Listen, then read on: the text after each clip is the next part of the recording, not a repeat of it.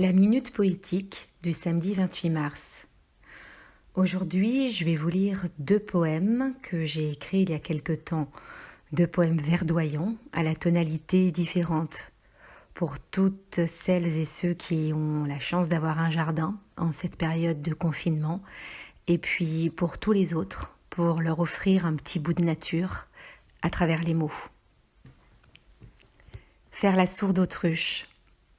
Faire la sourde autruche à l'envers de la nuit.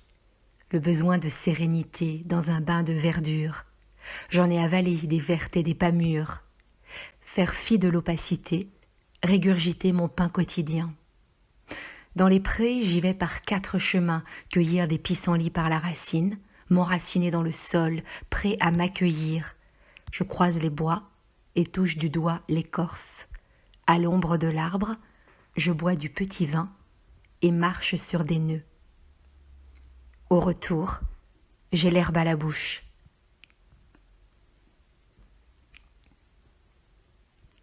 Jardin. Ne serait-ce que t'asseoir un instant dans ce jardin brûlé par les souvenirs, sur le vieux banc, qui conserve dans ses lattes écaillées l'embrasement des rires et l'appel des goûters. Au milieu des iris, tu saisirais les fragments d'anciens conciliabules, tu respirerais les jeux, délimiterais la couture des massifs, absorberais les vibrations de la terre. Ton regard s'enfoncerait dans les racines des années montées comme bambou. Ta mélancolie pousserait au ras de l'herbe. Ce serait ta paume offerte à l'enfance, dans la glycine du matin.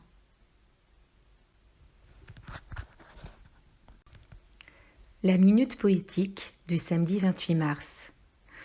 Aujourd'hui, je vais vous lire 2 poèmes que j'ai écrits il y a quelque temps. 2 poèmes verdoyants à la tonalité différente. Pour toutes celles et ceux qui ont la chance d'avoir un jardin en cette période de confinement. Et puis pour tous les autres, pour leur offrir un petit bout de nature à travers les mots. Faire la sourde autruche. Faire la sourde autruche à l'envers de la nuit. Le besoin de sérénité dans un bain de verdure. J'en ai avalé des vertes et des pas mûres.